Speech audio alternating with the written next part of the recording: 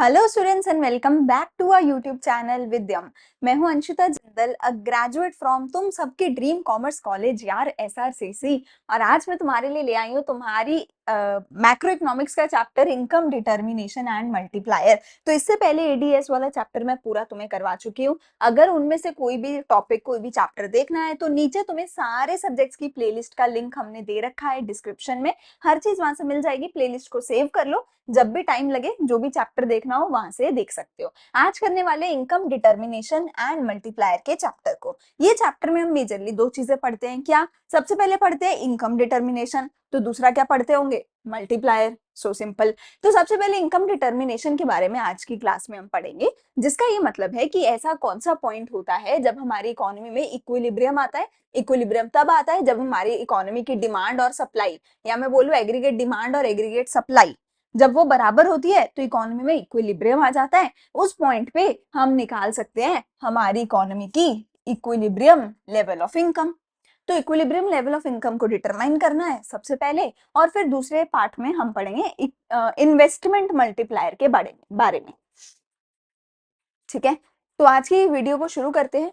ADS approach से, equilibrium निकालने की अप्रोच से दो तीन पार्ट्स में चैप्टर को कवर करेंगे 20-20 मिनट की वीडियोस में। ठीक है, मेरे नोट्स चाहिए तो नीचे टेलीग्राम चैनल का लिंक है, वहां से आपको मिल जाएंगे। ठीक है, चलो शुरू करते हैं हमारे लेक्चर को। तो बेसिकली मैंने क्या बोला, सबसे पहले हमें क्या पढ़ना है? हमें पढ़ना है इक्विलिब्रियम लेवल ऑफ इनकम।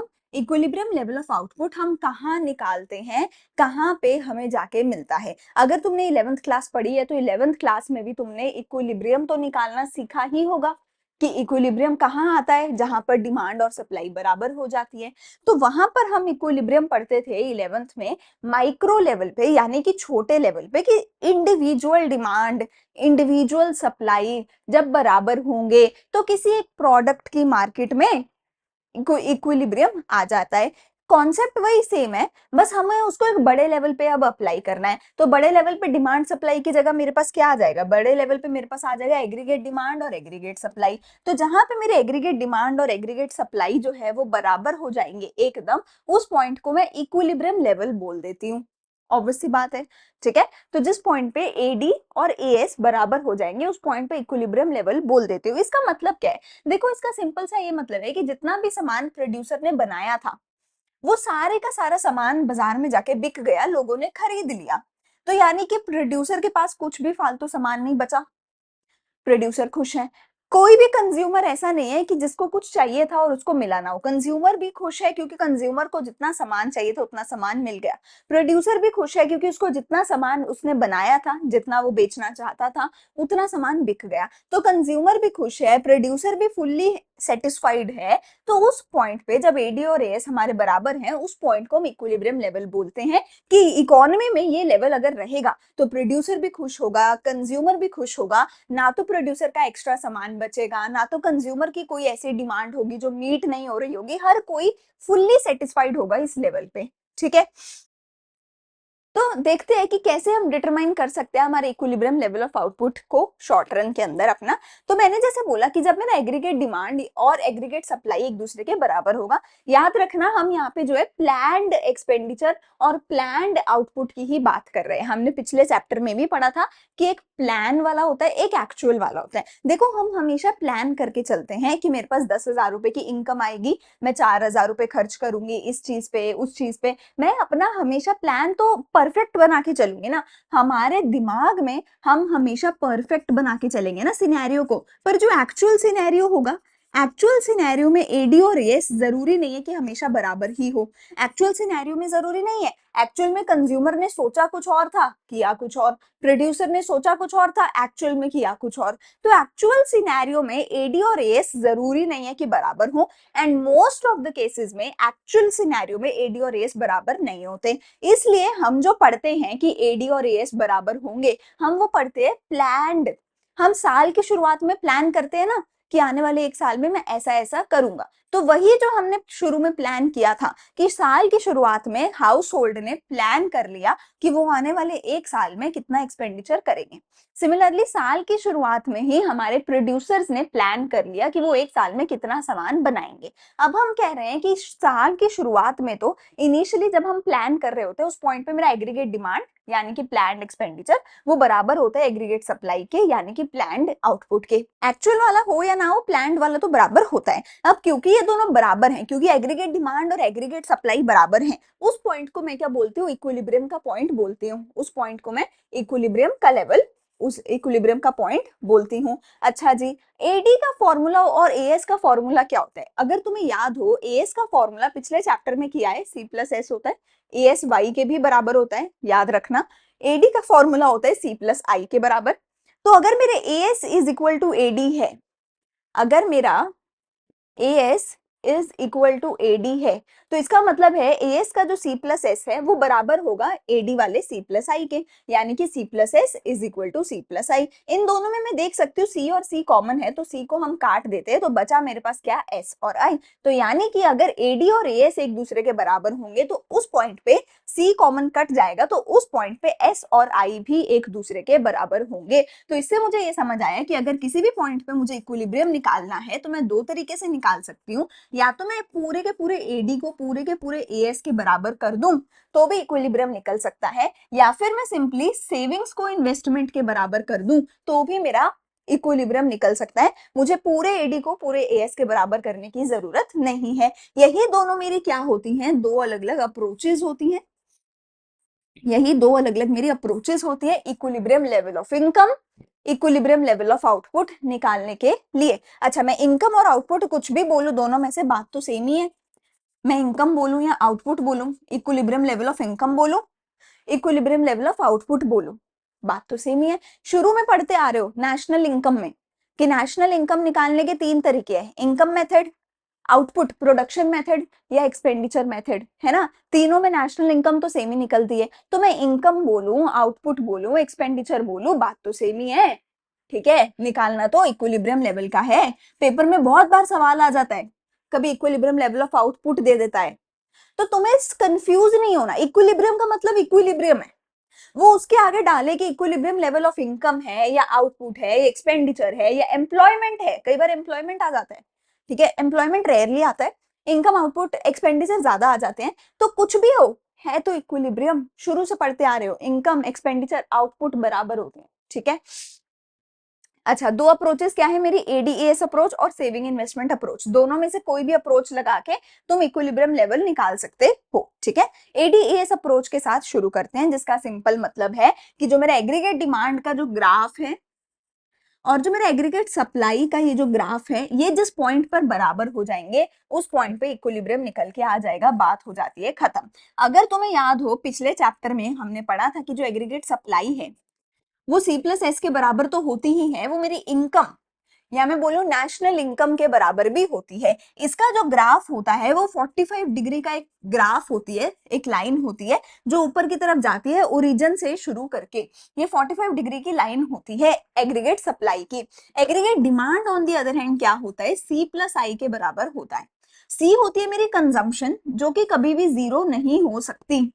अगर इनकम जीरो है तो भी कंजम्पशन जीरो नहीं हो सकती, ऑटोनॉमस कंजम्पशन होती थी, हमने पिछले चैप्टर में पढ़ा था। अगर ये सब नहीं पता तो पहले जाके पिछला चैप्टर जरूर रिवाइज कर लेना, देख लेना। ठीक है, अब क्योंकि कंजम्पशन कभी जीरो नहीं हो सकता, तो एग्रीगेट डिमांड कैसे जीरो हो सकता है, नहीं हो सकता। तो एग्रीगेट डिमांड जीरो लेवल से शुरू नहीं होता, तो एग्रीगेट डिमांड जीरो लेवल से नहीं, कहीं ना कहीं ऊपर से शुरू होता है। If you can see here, aggregate demand जो है मेरा ऊपर से शुरू हो रहा है, नीचे से शुरू नहीं हो रहा। क्यों? क्योंकि कंजम्पशन कभी जीरो नहीं होती और एडी तो कंजम्पशन को मिलाकर ही बनता है, तो ये भी जीरो से शुरू नहीं हो रहा। तो ये मेरा एडी का ग्राफ है, येलो वाला तुम देख सकते हो, और ये जो ब्लू वाली लाइन है ये मेरा एग्रीगेट सप्लाई का ग्राफ है।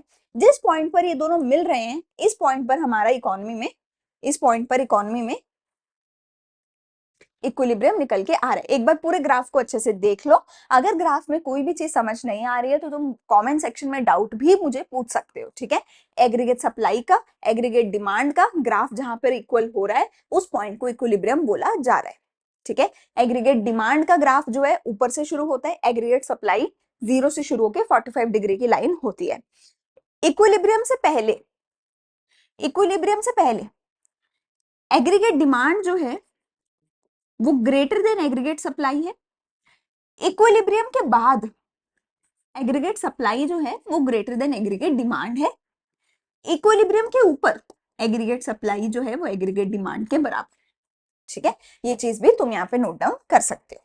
ठीक है, बाकी वही सारी चीजें, आई होप तुम्हें ये चीज क्लियर हो गई होगी। एग्रीगेट सप्लाई क्या है, डिमांड क्या है, वो सब हमें पता ही है। तो इक्विलिब्रियम से पहले अगर मैं देखूं डिमांड ज्यादा होती है सप्लाई से, इक्विलिब्रियम के बाद अगर मैं देखूं तो सप्लाई ज्यादा हो जाती है डिमांड से।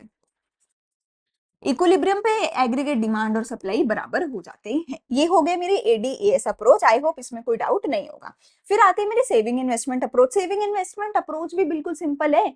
जिस पॉइंट पे सेविंग्स और इन्वेस्टमेंट एक दूसरे के बराबर हो उस पॉइंट को सेविंग इन्वेस्टमेंट अप्रोच के अंडर इक्विलिब्रियम का पॉइंट बोला जाता है। जिस पॉइंट पे सेविंग और इन्वेस्टमेंट एक दूसरे के बराबर हो उस पॉइंट को इक्विलिब्रियम बोला जाता है।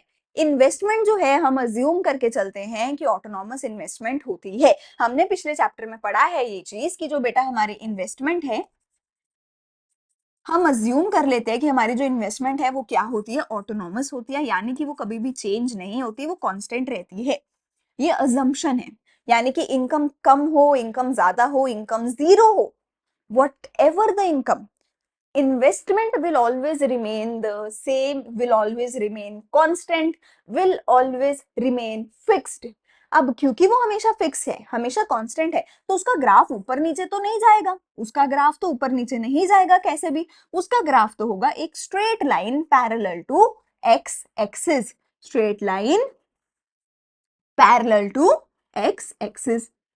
Savings on the other hand पहले नेगेटिव होती है, फिर जीरो पे आती है, फिर पॉजिटिव होती है। सेविंग्स जो है लगातार बढ़ती चली जाती है। If you can see over here, हमारा जो सेविंग्स का ग्राफ है, इसको अगर मैं थोड़ा सा एक्सटेंड भी कर दूं, तुम देख सकते हो सेविंग्स नेगेटिव में शुरू होती है, पहले नेगेटिव होती है कुछ वक्त के लिए, फिर जीरो पे टच करती है और फिर ऊपर की तरफ चली जाती है। ये मेरा सेविंग्स का ग्राफ है। अगेन हमने पिछले चैप्टर में ये सारा कुछ पढ़ा हुआ है, अगर तुम्हें ये सब नहीं समझ आ रहा है तो पहले वो जरूर देखना। तो सेविंग्स का ग्राफ नेगेटिव से शुरू होता है, जीरो होता है, ऊपर की तरफ जाता है। इन्वेस्टमेंट का ग्राफ तो कांस्टेंट रहता है। ऑब्वियसली इस पूरी जर्नी में एक तो ऐसा पॉइंट आएगा जहां पर ये दोनों बराबर होंगे, जहां पर ये दोनों बराबर होंगे, 2020 के पॉइंट पर बराबर हो रहे हैं ये दोनों, उस पॉइंट पर जो है हमारी इक्विलिब्रियम निकल के आ रही है इस अप्रोच के अंडर। तो यहाँ पर जब ये दोनों 20-20 ईच हैं, उस पॉइंट पे इक्विलिब्रियम हमारा निकल के आ रहा है एसआई अप्रोच के under. If you see AD AS approach में भी यहीं पे जब ये दोनों 240 हैं, एडी और एएस जब दोनों 240 हैं, वहीं पे इक्विलिब्रियम आ रहा था। तुम देखो इस अप्रोच के अंडर भी 240 पे ही जो है हमारा इक्विलिब्रियम निकल के आ रहा है। तो टेक्निकली दोनों अप्रोचेस के अंडर तुम कुछ भी अप्रोच लगा लो, दोनों में आंसर तो तुम्हारा सेम आना चाहिए पेपर में। ठीक है, कोई भी अप्रोच लगा लेना, आंसर दोनों में सेम आना चाहिए पेपर में। ठीक है, तो ये होगा equilibrium. If you see equilibrium से पहले जो है investment is greater than savings, क्योंकि बेचारी सेविंग तो नेगेटिव में थी, फिर जीरो पे आई, फिर बढ़ने लग रही है ऊपर की तरफ, है ना। इक्विलिब्रियम के बाद saving is greater then investment. ठीक है, अगेन बात वही हो जाती है, इक्विलिब्रियम से पहले एडी ग्रेटर देन एएस था, अब एएस ग्रेटर देन एडी। ठीक है, ठीक है जी, ये सारी वही चीजें हैं जो मैंने समझा दी हैं। ठीक है, अब why should plan saving plan investment be equal. अब ये इक्वल होना क्यों चाहिए, ये इक्वालिटी होनी क्यों चाहिए इन दोनों के बीच में, देखते हैं। हमें पता है कि जो इक्विलिब्रियम लेवल है वो कब आता है, हाँ, कब आता है जब एडी एएस के बराबर हो, यानी कि जब एस और आई एक दूसरे के बराबर हो। तो तुम यहाँ पे ये पूरा टेबल देख सकते हो, इस पूरे टेबल को अच्छे से देख लेना, इस टेबल को अपने नोटबुक में नोट कर लेना। ठीक है, इस टेबल को नोटबुक में नोट कर लेना, बिकॉज इस टेबल में तुम्हारा सी, तुम्हारा एस, तुम्हारा आई, तुम्हारा इनकम, तुम्हारा एडी, तुम्हारा एएस, हर चीज मेंशन्ड है। और यही वो सारे वेरिएबल्स हैं जो हम इस चैप्टर में यूज कर रहे हैं।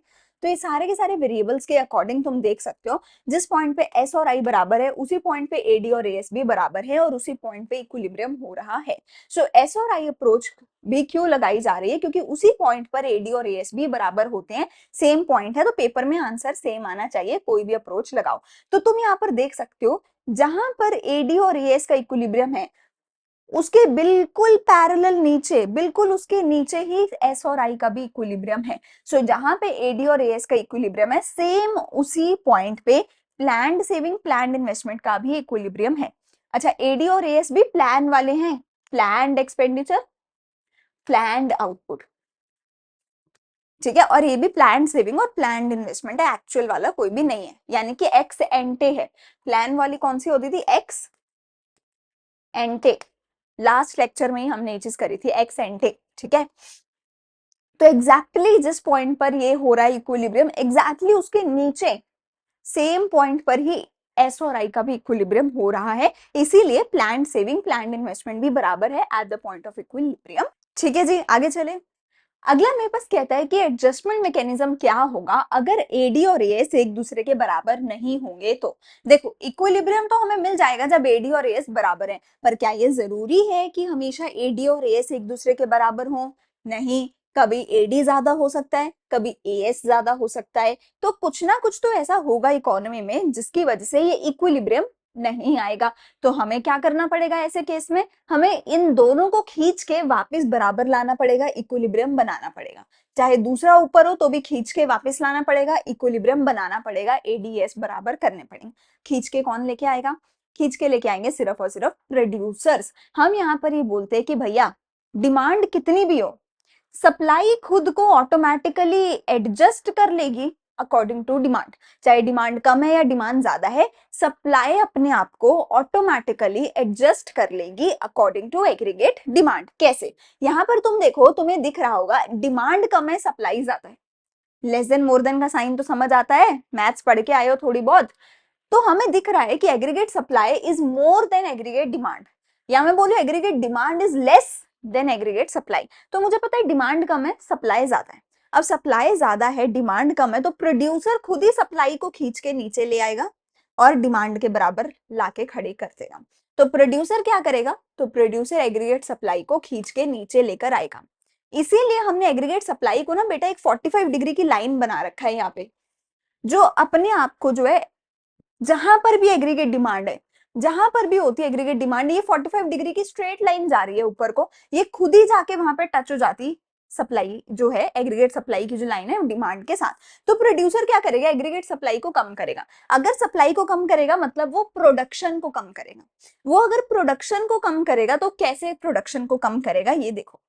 तो सबसे पहले क्या हो रहा है, इससे बिजनेसमैन को लॉस होगा, क्योंकि डिमांड तो है ही नहीं, हम सामान बनाए जा रहे हैं बनाए जा रहे हैं, खरीदने वाला कोई है नहीं। Decrease the employment of factor of production. देखो, बेसिकली सप्लाई कम हमें करनी है, अगर हमें सप्लाई कम करनी है तो हमें आउटपुट यानी कि हमें प्रोडक्शन कम करनी पड़ेगी। शॉर्ट रन में प्रोडक्शन कम करने का सिर्फ एक तरीका होता है, वो क्या? कि तुम एम्प्लॉयमेंट कम कर दो, लेबर कम कर दो।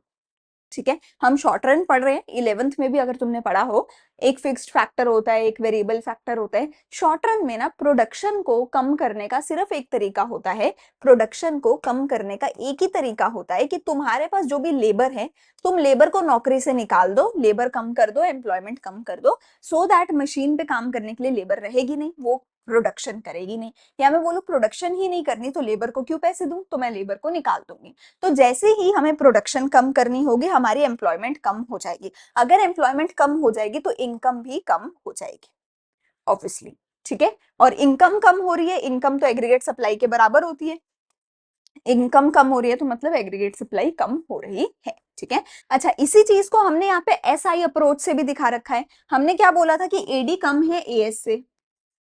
एडी किससे बनता है? सी प्लस आई से। ये किससे बनता है? सी प्लस एस से। सी और सी कट गया, मतलब आई कम है एस से। तो अगर इन्वेस्टमेंट हमने सोची थी कि हम सिर्फ 30,000 रुपए की करेंगे, और उधर सेविंग्स जो हो रही है वो 35,000 की हो रही है, यानी कि अगर सेविंग ज्यादा है इन्वेस्टमेंट से तो भी यही सेम ही काम होने वाला है। ठीक है, तो इससे होगा क्या? इन्वेस्टमेंट हमें कम करनी पड़ेगी। ठीक है, इन्वेस्टमेंट कम हो रही है मतलब प्रोडक्शन कम हो रही है, अगर प्रोडक्शन कम हो रही है तो एम्प्लॉयमेंट कम हो रही है, एम्प्लॉयमेंट अगर कम हो रही है तो नेशनल इनकम कम होने लग जाएगी।